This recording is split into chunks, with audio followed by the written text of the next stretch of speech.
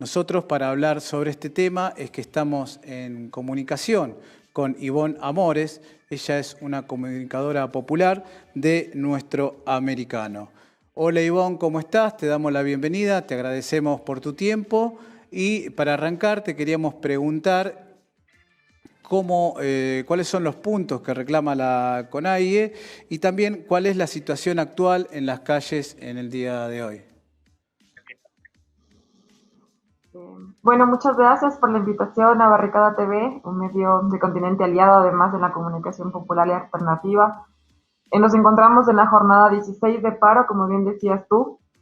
En esta jornada, digamos, estuvo con bastante expectativa, cientos de manifestantes y de comunidades indígenas, de organizaciones sociales y populares de Quito, de los barrios también que han estado, digamos, sumándose a las jornadas de movilización permanente y cierre de vías. Estaban pendientes del diálogo iniciado el día de ayer con el gobierno nacional, con las 5 funciones del Estado, no era solamente con el Ejecutivo, estaba también presente el Poder Electoral, la Asamblea Nacional, el presidente de la Asamblea Nacional, y a las 12 del día, al mediodía justamente, el presidente Guillermo Lasso, 12:45 para ser más exactos, dio las declaraciones que ustedes pusieron hace un momento. Eh, Previo a, digamos, este anuncio del presidente, se suspendió el diálogo al interior del Colegio Matobelle, que es un sector, digamos, en el centro histórico de Quito, alrededor de iglesias, porque además el presidente de la conferencia episcopal era parte, digamos, de los garantes y las garantes del diálogo. El presidente de la Asamblea Nacional suspendió en ese momento la sesión del diálogo entre el sector, entre la dirigencia del sector indígena y las 5 funciones del Estado, porque precisamente desde esta mañana el Ejecutivo ya no había delegado absolutamente a nadie y evidentemente el presidente Lasso desde el día de ayer no tuvo la capacidad de poder aceptar este llamado al diálogo por organismos externos, como les digo, es la conferencia episcopal ecuatoriana, también estaba ONU, entre otros organismos garantes del diálogo, y sin embargo el presidente Lasso se ha rehusado a poder asistir a estas, digamos, estas sesiones de conversaciones con la dirigencia indígena. Ecuador viene siendo golpeado por el neoliberalismo desde el año 2017 con el ascenso al poder de Lenín Moreno. Este es el 5.º año de gobierno de Guillermo Lasso y eso creo que es importante señalarlo.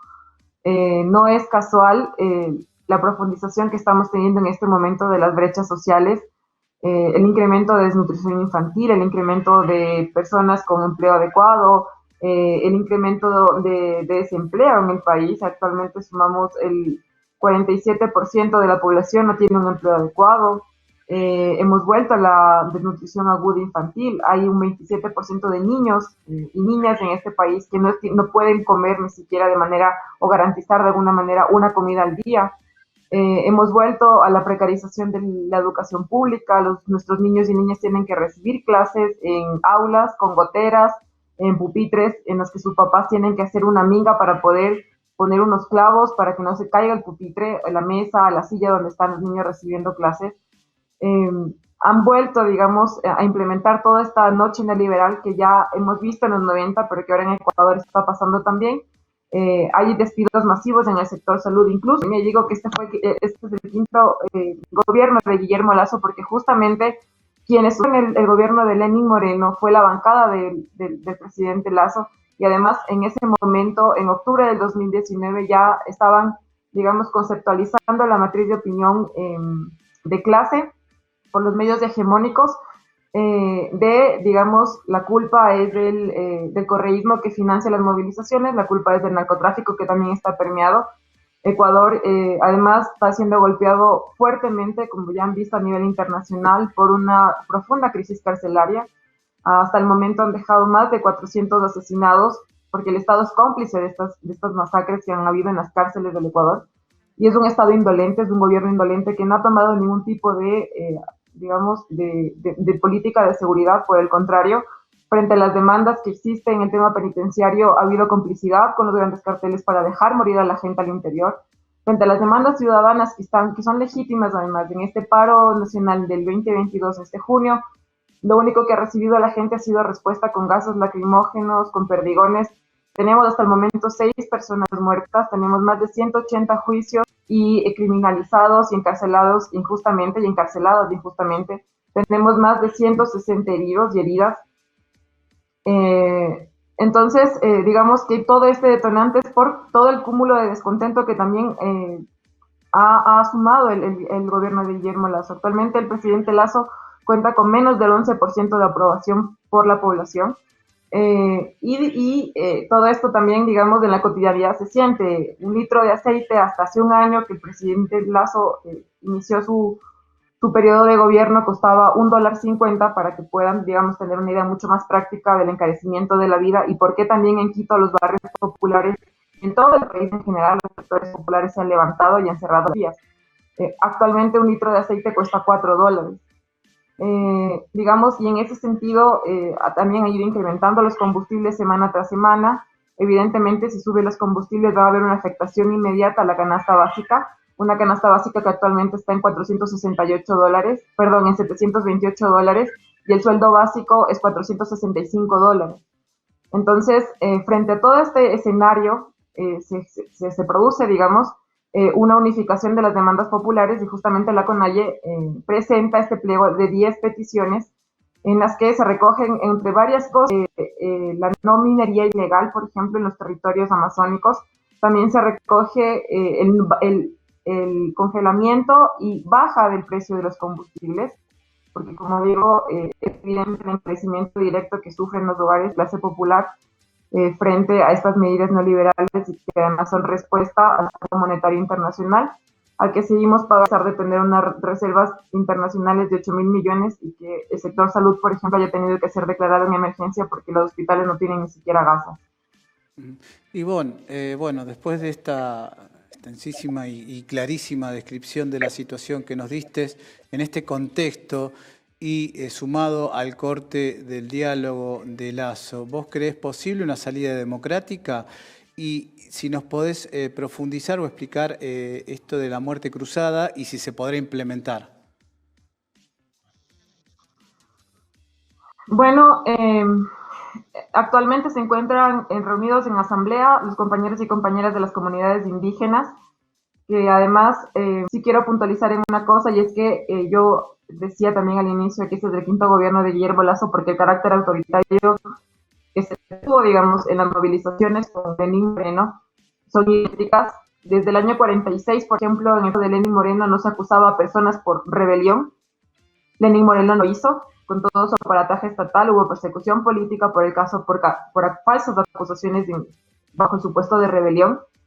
Y Guillermo Lasso, en este paro del 2022, en este junio, volvió a cometer, digamos, algo parecido, que era desde la dictadura del 46, que, entre comillas, de un triunvirato, secuestró la Casa de la Cultura Ecuatoriana. La Casa de la Cultura Ecuatoriana es un albergue íntimo en las movilizaciones en la historia del país porque ha recogido el movimiento indígena. Guillermo Lasso lo convirtió en un cuartel, secuestró la Casa de la Cultura y justamente las imágenes que ustedes están poniendo alrededor de la Casa de la Cultura en los momentos en los que el pueblo ecuatoriano recuperaba sus instalaciones, porque además pues también los rurales, los cultores y las cultoras decidieron recuperar. Ahí está el archivo más grande de la Filmoteca del Ecuador. Entonces, digamos que reviviendo esta época de dictadura, la gente precisamente lo que se volcó es a defender lo más simbólico y significativo. Yo creo que la salida en este momento debe ser democrática. Efectivamente, creo que la decisión que tomó la bancada UNES, en primer lugar, pone en evidencia el carácter autoritario de este gobierno, pone en evidencia que no hay métodos ni vías, digamos, de diálogo o de apertura desde el Ejecutivo para poder concretar de alguna manera una solución al problema estructural, que no es solamente un problema ocasionado por un paro nacional, es un problema estructural porque el pueblo ecuatoriano ya no aguanta más, ya no da más la economía, el bolsillo del papá, la mamá que va a la casa no puede sostener lo que está pasando, digamos, en la economía en el Ecuador en este momento. Y lo que propone la bancada UNES es justamente una salida democrática. Dentro de la Constitución de la República del Ecuador, aprobada en Montecristi en el año 2008, en la Asamblea Constituyente, se plantea en el artículo 130, numeral 2, la posibilidad de que la Asamblea Nacional, como una de las 5 funciones del Estado, pueda acceder a activar este artículo para poder adelantar las elecciones, como tú bien decías al inicio, y en este caso serían elecciones en las que se podría ratificar, en el caso de que hubiese sido un buen gobierno el de Guillermo Lasso, o poder dar la opción de tener otro tipo de gobierno en el que, digamos, se sienta representado el pueblo ecuatoriano. Ahora, desde que se active este mecanismo, se cuentan con 90 días para poder llamar a elecciones de nuevo y la función electoral está en la obligación de responder de manera asertiva frente a este llamado de la, digamos, constitucional. Ahora se encuentra justamente sesionando la Asamblea Nacional. Hoy no se van a realizar las votaciones.